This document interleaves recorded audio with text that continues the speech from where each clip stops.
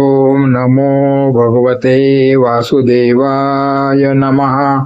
नमस्कार. आज आपण पाहूया गटारी अमावस्या म्हणजेच भीम अमावस्याची एक चमत्कारी कथा आणि गरुड पुराणातून मिळणारा मुख्य संदेश. जय श्री हरी. हरिओम मित्रांनो, ही कथा गरुड पुराणातील कर्मसिद्धांतावर आधारित प्रेरणादायी काल्पनिक कथा आहे. ही कथा गरुड पुराणातील तत्वांचा आधार घेऊन तयार केली आहे. ही मूळ ग्रंथातील शब्दशः घटना नाही. गटारी अमावस्या ही श्रावण महिन्याच्या आधी येणारी आषाढ अमावस्या मानली जाते. अनेक ठिकाणी तिला दीप अमावस्या असेही म्हणतात. लोक परंपरेत या दिवशी घराची स्वच्छता, दिव्यांची पूजा, पितरांचे स्मरण आणि सात्विक जीवनाची सुरुवात याला विशेष महत्व आहे. महाराष्ट्रात काही भागात श्रावण सुरू होण्यापूर्वी मांसाहार किंवा मद्यपानाचा शेवटचा दिवस म्हणून गटारी अमावस्या ही संज्ञा प्रचलित झाली. मात्र गरुड पुराणात गटारी अमावस्या या नावाचा थेट उल्लेख आढळत नाही. गरुड पुराणात अमावस्या पितृस्मरण, दान, कर्म आणि सात्विक आचरण याचे महत्व सांगितले आहे. कथा. धर्मशील व्यापारी वसंतराव. आषाढ महिन्याचा शेवटचा दिवस होता. दुसऱ्या दिवशी श्रावण सुरू होणार होता. महाराष्ट्रातील एका सुंदर गावात वसंतराव नावाचा श्रीमंत व्यापारी राहत होता. त्याच्या दुकानात नेहमी ग्राहकांची गर्दी असे. व्यापारात प्रामाणिकपणा असल्यामुळे त्याला गावात मानही होता. वसंतराव रोज सकाळी देवपूजा करत असे, मंदिरात दान देत असे आणि गरिबांना मदतही करीत असे. त्यामुळे सर्वजण त्याला धर्मशील व्यापारी म्हणत. पण त्याच्यात एक मोठी कमतरता होती. वर्षभर तो धर्म पाळत असला तरी काही मित्रांच्या संगतीत तो कधी कधी मद्यपान आणि मांसाहार करीत असे. त्याला वाटे, मी इतके दान करतो, देवपूजा करतो, वर्षातून एखादा दिवस मौज केली तर काय बिघडणार. त्या गावाजवळ एका आश्रमात वेदमूर्ती सोमदेव ऋषी राहत होते. प्रत्येक वर्षी आषाढ अमावस्येच्या दिवशी ते गावकऱ्यांना एकच संदेश देत असत. उद्यापासून श्रावण सुरू होतो. हा महिना भगवान शिवाला प्रिय आहे. आजचा दिवस आत्मपरीक्षणाचा आहे. वाईट सवयी सोडा, मन शुद्ध करा आणि देवभक्तीची सुरुवात करा. गावातील अनेक लोक ऋषींचे बोलणे ऐकून त्या दिवशी उपवास करत, दान देत आणि दुसऱ्या दिवसांपासून सात्विक जीवन जगण्याचा संकल्प करत. संध्याकाळी वसंतरावांचे काही जुने मित्र त्याच्या घरी आले. आज गटारी अमावस्या, उद्यापासून श्रावण सुरू होईल. आज भरपूर मेजवानी करूया. माधवराव थोडा विचारात पडला. त्याला ऋषींचे शब्द आठवत होते. पण मित्र म्हणाले, एक दिवसाने काय फरक पडतो, उद्यापासून पूजा करायचीच आहे ना. वसंतराव त्यांच्या बोलण्याला भुलला. विवेक हरपला.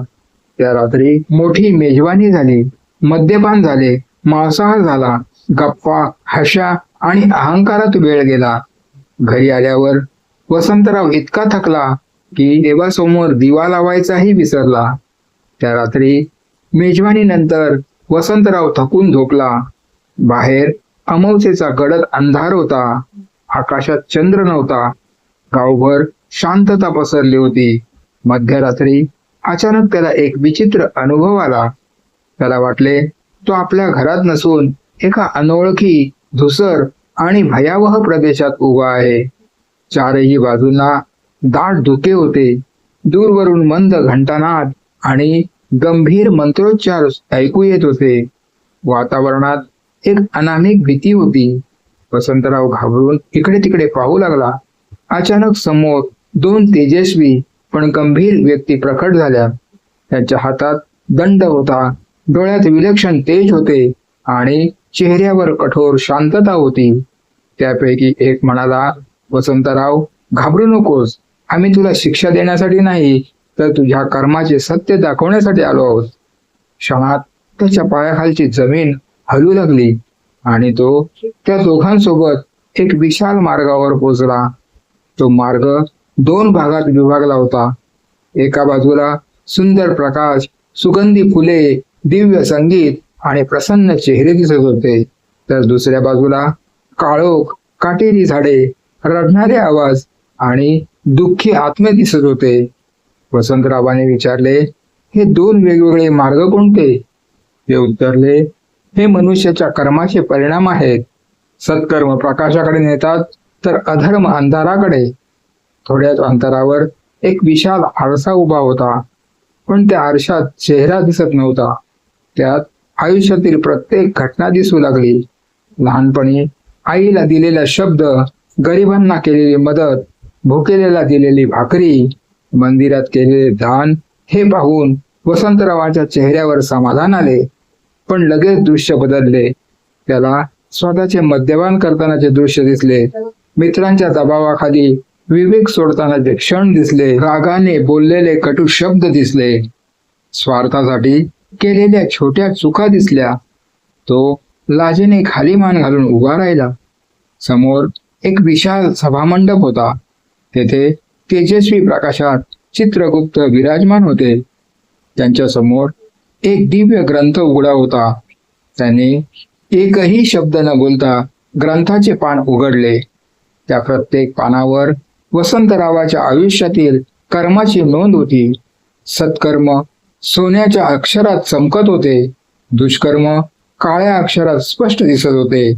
वसंतराव आश्चर्यचकित झाला. तो म्हणाला, मी केलेली प्रत्येक गोष्ट येथे कशी? चित्रगुप्त शांतपणे म्हणाले, मनुष्य जगापासून काही लपवू शकतो, पण स्वतःच्या कर्मापासून नाही. एवढ्यात दूरवरून दिव्य प्रकाश पसरला. एक तेजस्वी ऋषी प्रकट झाले. ते म्हणाले, अमावस्या म्हणजे फक्त आकाशात चंद्र नसण्याचा दिवस नाही. ती मनातील अंधार ओळखण्याची वेळ आहे. जो स्वतःच्या चुका स्वीकारतो त्याच्याच जीवनात ज्ञानाचा प्रकाश उगवतो. वसंतरावांच्या डोळ्यात अश्रू आले. तो हात जोडून म्हणाला, माझ्या चुका मला समजल्या. मला सुधारण्याची एक संधी द्या. चित्रगुप्तांच्या सभागृहात वसंतराव हात जोडून उभा होता. त्यांच्या डोळ्यात पश्चाताप होता. त्याने स्वतःच्या चुकांचा स्वीकार केला होता. पण त्याच्या मनात एकच प्रश्न होता, मी इतकी देवपूजा केली, दान केले, तरी माझ्याकडून एवढी मोठी चूक कशी झाली? तेवढ्यात संपूर्ण सभागृहात दिव्य प्रकाश प्रसरला. मंद वेदघोष सुरू झाला. त्या प्रकाशातून वेदमूर्ती सोमदेव ऋषी प्रकट झाले. त्यांच्या चेहऱ्यावर करुणा होती, पण शब्दात गंभीरता होती. वसंतराव त्यांच्या चरणी पडला. गुरुवर्य, मला क्षमा करा. मी धर्म जाणत होतो, तरी मोहाला बळी पडलो. ऋषींनी त्याला प्रेमाने उभे केले आणि म्हणाले, पुत्रा, देवाला तुझ्या एका चुकीपेक्षा तुझ्या अंतःकरणातील परिवर्तन अधिक महत्वाचे वाटते. धर्म म्हणजे फक्त पूजा नाही. ऋषी म्हणाले, तुला वाटले की देवाला फुले, नैवेद्य आणि आरतीच प्रिय आहेत, पण लक्षात ठेव, धर्म फक्त मंदिरात नसतो. धर्म तुझ्या विचारांत असतो. धर्म तुझ्या वाणीमध्ये असतो. धर्म तुझ्या प्रत्येक कृतीत असतो. जो माणूस देवासमोर नमस्कार करतो, पण बाहेर पडल्यावर अहंकार, राग, हिंसा आणि व्यसनाला जवळ करतो, त्याची पूजा अपूर्ण राहते. वसंतराव शांतपणे ऐकत होता. व्यसन मनुष्याचे सर्व मोठे बंधन. ऋषींनी पुढे सांगितले, व्यसन कधीच एका दिवसापुरते राहत नाही. ते हळूहळू मनुष्याचा विवेक, निर्णय क्षमता आणि आत्मबल कमी करते. जेव्हा मनावर विवेकाऐवजी वासना राज्य करते, तेव्हा माणूस स्वतःच्या चांगल्या संस्कारांनाही विसरतो. म्हणूनच आपल्या ऋषींनी संयमाला तप म्हटले आहे. ऋषी वसंतरावाला एका शांत सरोवराजवळ घेऊन गेले. त्या पाण्यात त्याचे प्रतिबिंब दिसत होते. ऋषी म्हणाले, आकाशात चंद्र नसतो म्हणून अमावस्या अंधारी नसते. मनातील लोभ, क्रोध, मोह आणि अहंकार हेच खरे अंधार आहेत. जो हा अंधार दूर करतो त्याच्यासाठी प्रत्येक दिवस पौर्णिमा बनतो. श्रावणाची तयारी. ऋषींनी पुढे सांगितले, उद्यापासून श्रावण सुरू होईल. श्रावण म्हणजे केवळ उपवास नाही. श्रावण म्हणजे स्वतःला बदलण्याचा संकल्प. जिभेवर संयम, वाणीमध्ये मधुरता, मनात भक्ती आणि प्रत्येक जीवाबद्दल करुणा. गरुड पुराणाचा संदेश. ऋषी म्हणाले, गरुड पुराण शिकवते की प्रत्येक कर्माचे फळ अटळ आहे. दान करणारा महान आहे, पण दयाळू माणूस त्याहून महान आहे. उपवास करणारा श्रेष्ठ आहे, पण इंद्रियावर विजय मिळवणारा अधिक श्रेष्ठ आहे. देवाला मोठे अर्पण नको, शुद्ध अंतकरण हवे. खरी भक्ती कोणती? वसंतरावांनी विचारले. मग खरी भक्ती कशी ओळखायची? ऋषी हसले. ते म्हणाले, जो भुकेल्याला अन्न देतो त्याने माझी पूजा केली. जो दुःखी माणसाला धीर देतो त्याने यज्ञ केला.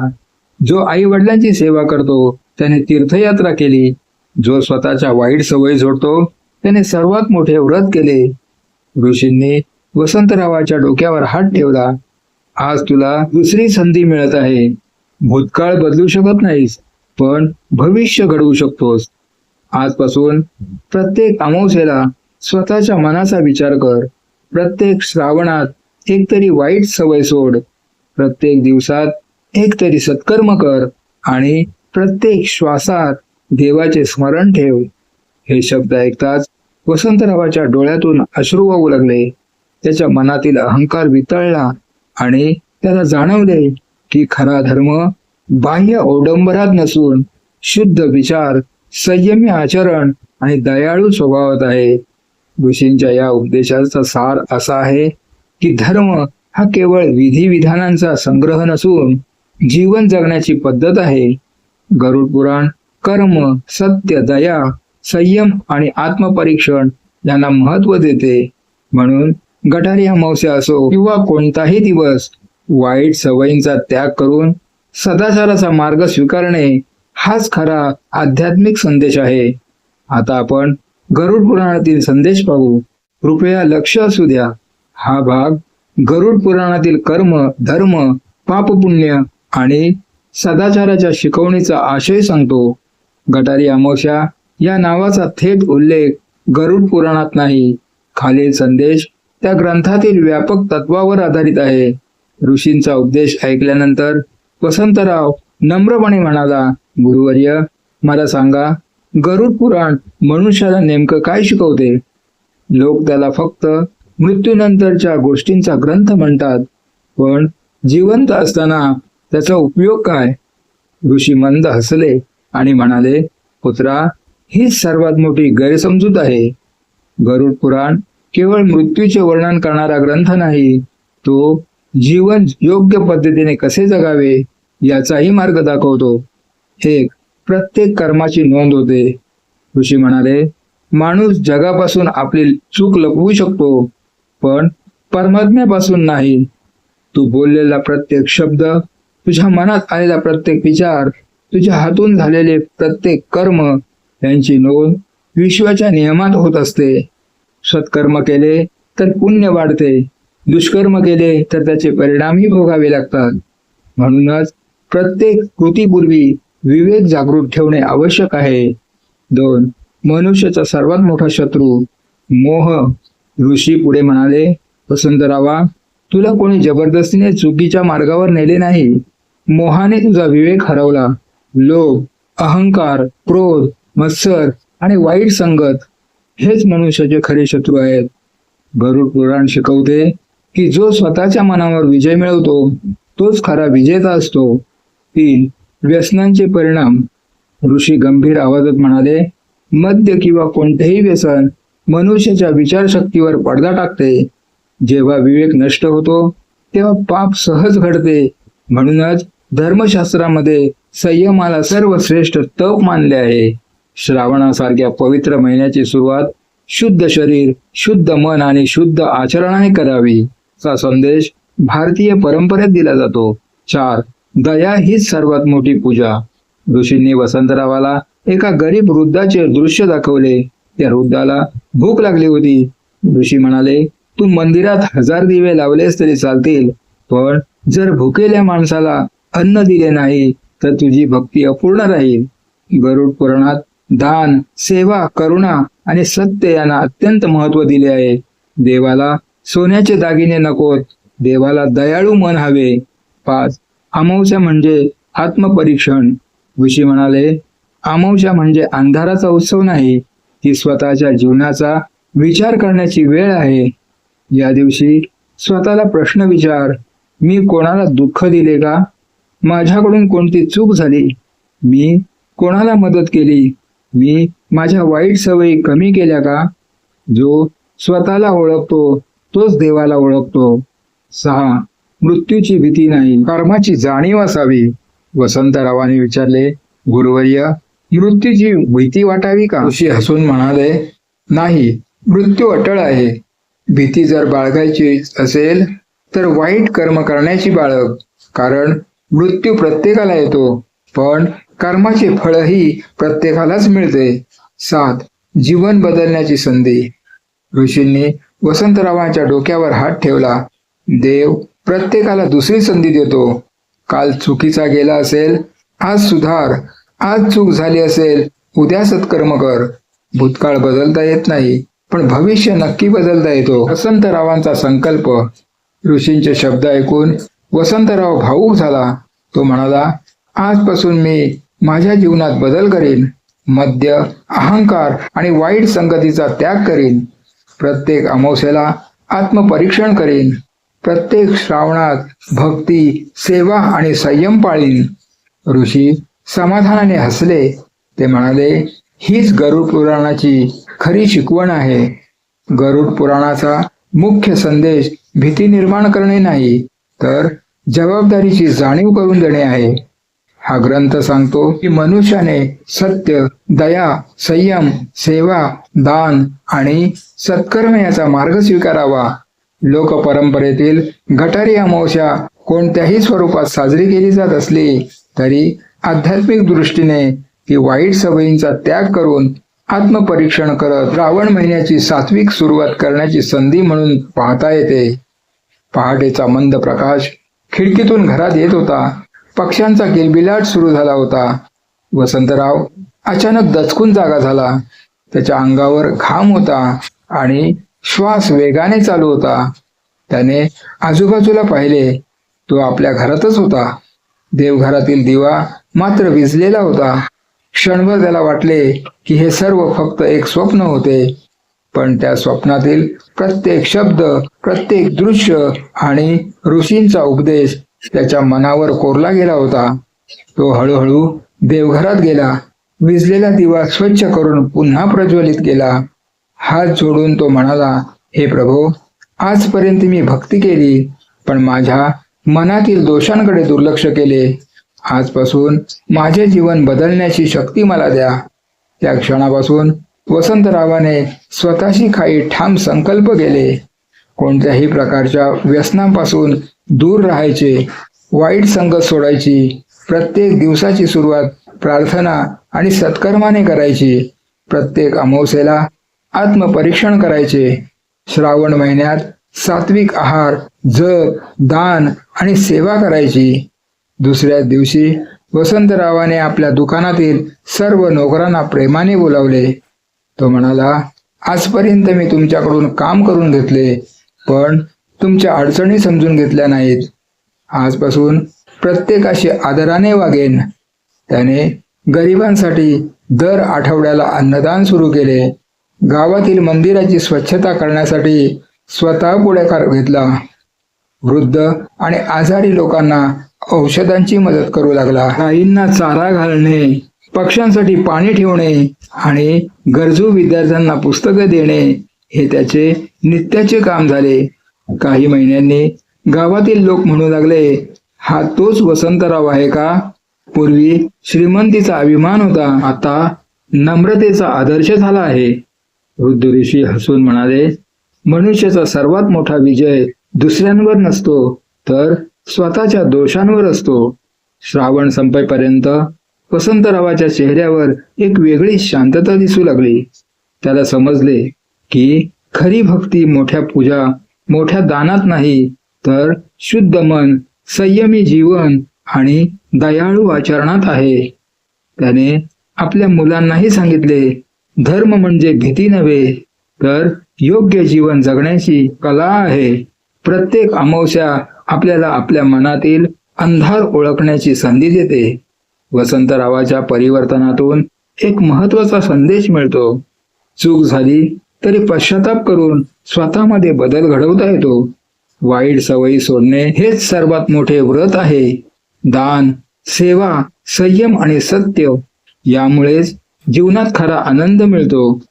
गरुड पुराणाचा गाभा मृत्यूची भीती नव्हे तर योग्य कर्म, आत्मपरीक्षण आणि सदाचाराचे जीवन जगण्याची प्रेरणा आहे.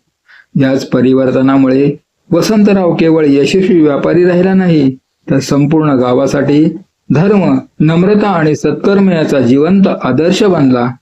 गटारी म्हणजेच दीप अमावस्येचे महत्व, धार्मिक परंपरा, लोकश्रद्धा आणि आध्यात्मिक अर्थ यावर आधारित माहिती पाहू. आषाढ अमावस्येला महाराष्ट्रात अनेक ठिकाणी गटारी अमावस्या म्हणजेच दीप अमावस्या म्हणून ओळखले जाते. या दिवशी घरातील दिवे स्वच्छ करून त्यांची पूजा करण्याची प्राचीन परंपरा आहे. काही भागात हाच दिवस लोकपरंपरेत गटारी अमावस्या म्हणूनही ओळखला जातो. मात्र दीप अमावस्येचा मुख्य धार्मिक संदेश प्रकाश, शुद्धता आणि नव्या आध्यात्मिक प्रारंभाचा आहे. दिव्याची पूजा का केली जाते? भारतीय संस्कृतीत दिवा हा केवळ प्रकाश देणारे साधन नाही, तो ज्ञान, आशा, श्रद्धा आणि ईश्वराच्या कृपेचे प्रतीक मानला जातो. ज्या दिव्याच्या प्रकाशात रोज देवपूजा केली जाते, त्या दिव्याबद्दल कृतज्ञता व्यक्त करण्यासाठी या दिवशी त्याची पूजा केली जाते.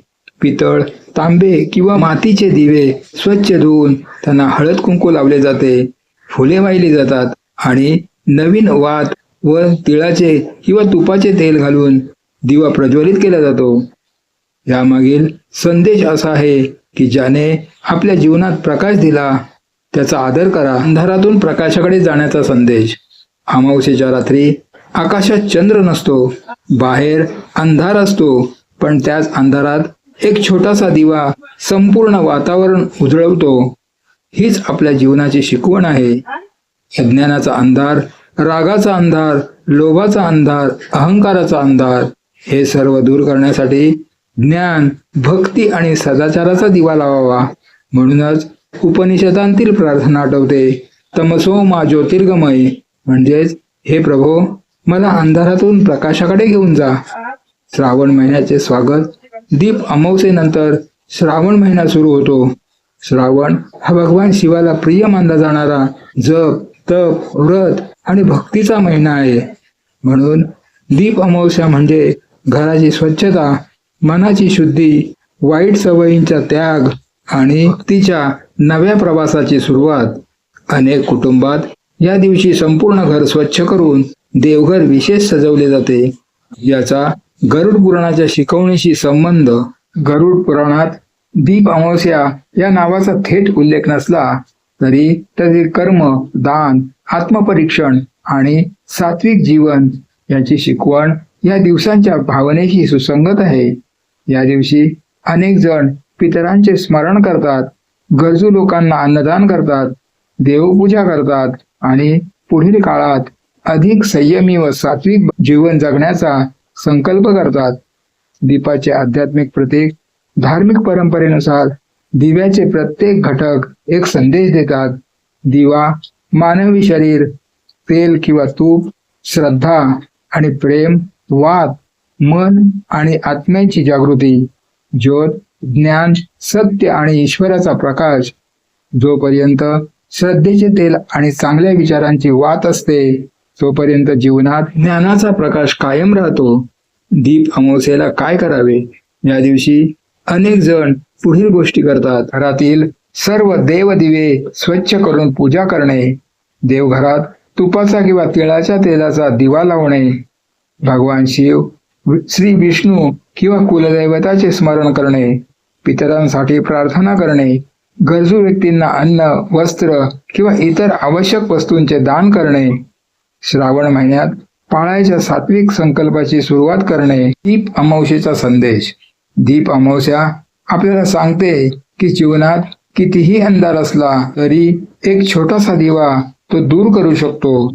तसेच एक चांगला विचार, एक सत्कर्म, एक प्रामाणिक प्रार्थना आणि एक दयाळू कृती हेही आपल्या आणि इतरांच्या जीवनात प्रकाश निर्माण करू शकतात. दीप अमावस्या हा केवळ दिव्यांचा सण नाही, तो आत्मशुद्धी, कृतज्ञता, प्रकाश, भक्ती आणि नव्या सुरुवातीचा उत्सव आहे. श्रावण महिन्याचे स्वागत करण्यापूर्वी आपल्या मनातील अंधार दूर करून सदाचार, संयम आणि भक्तीचा दिवा प्रज्वलित करण्याचा हा सुंदर संदेश भारतीय परंपरा देते. गरुड पुराणातून मिळणारा मुख्य संदेश. गरुड पुराण हा केवळ मृत्यूनंतरच्या प्रवासाचे वर्णन करणारा ग्रंथ नाही. तो मनुष्याने जिवंतपणे कसे जगावे, कोणते कर्म करावे आणि कोणते टाळावे याचेही मार्गदर्शन करतो. भगवान विष्णू यांनी गरुड यांना दिलेल्या उपदेशाच्या रूपात हा ग्रंथ मांडला आहे. एक, कर्माचे फळ अटळ आहे. गरुड पुराणाचा सर्वात मोठा संदेश म्हणजे जसे कर्म तसे फळ. मनुष्याने केलेले प्रत्येक चांगले किंवा वाईट कर्मे त्यांच्या जीवनावर परिणाम करते. त्यामुळे नेहमी सत्य, प्रामाणिकपणा आणि धर्माच्या मार्गाने चालावे. 2, मृत्यू अटळ आहे. गरुड पुराण सांगते की जन्म झाला आहे तर मृत्यू निश्चित आहे. मृत्यूची भीती बाळगण्याऐवजी जीवन अर्थपूर्ण कसे बनवायचे यावर भर दिला आहे.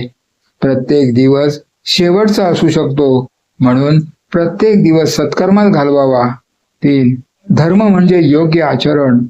धर्म म्हणजे फक्त पूजा, व्रत किंवा मंदिरात जाणे नव्हे. खरा धर्म म्हणजे सत्य बोलणे, आई वडिलांचा आदर करणे, गरजूंची मदत करणे, कोणालाही विनाकारण दुःख न देणे, प्रामाणिकपणे आपले कर्तव्य पार पाडणे. 4, दान आणि सेवेला सर्वोच्च स्थान. गरुड पुराणानुसार अन्नदान, जलदान, वस्त्रदान, गरिबांना मदत आणि निस्वार्थ सेवा ही महान पुण्यकर्मे मानली जातात. भुकेलेला अन्न देणे ही सर्वश्रेष्ठ पूजा आहे. आज पाप टाळा, पुण्य वाढवा. मनुष्याने लोभ, क्रोध, मत्सर, अहंकार, हिंसा आणि फसवणूक यापासून दूर राहावे, कारण हीच पापाची मुख्य कारणे आहेत.